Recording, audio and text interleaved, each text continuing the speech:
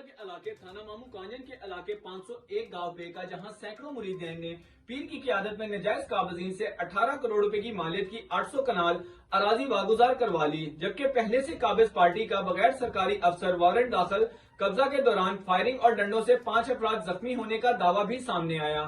اس حوالے سے S H O کا واقعہ کی تفصیلات بتانے سے گریز۔ اس پر رپورٹ کر رہے ہیں ہمارے نمائندے علی حسن صابری۔ جی صابری، آگاہ کیجیے گا۔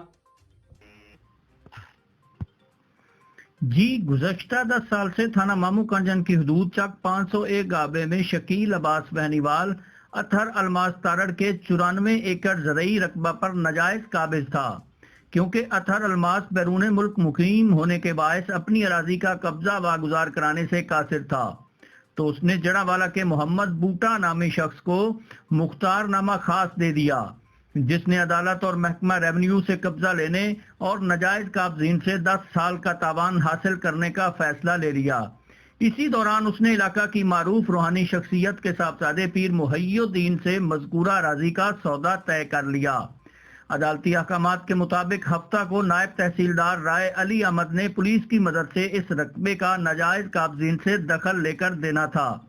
کہ پیر محی الدین پولیس اور محکمہ مال کے افسران سے پہلے ہی اپنے سینکڑوں مریدین اور متعدد ٹریکٹر ٹرالیوں کے ہمراہ وہاں پہنچ گئے، مذکورہ اراضی پر قبضہ کر لیا۔ تاہم بعد میں حلقہ ریونیو افسر رائے احمد علی نے پولیس نفری کے ہمراہ موقع پر پہنچ کر باضابطہ دخل کی قانونی کارروائی مکمل کر لی۔ مخالف فریق کے ترجمان ماہر مجاہد عباس ایڈوکیٹ کے مطابق غیر قانونی طریقہ سے قبضہ لینے والے سینکڑوں افراد نے پیر محی الدین کی قیادت میں مذکورہ اراضی پر جانے سے پہلے گاؤں میں قابض شکیل عباس بہنیوال کے رشتہ داروں پر فائرنگ اور ڈنڈوں سے حملہ کر کے ظفر اقبال، مظہر عباس، اطہر عباس، غلام عباس اور امجد عباس کو زخمی کیا، جس کے بعد وہ قبضہ لینے والی جگہ پر پہنچے۔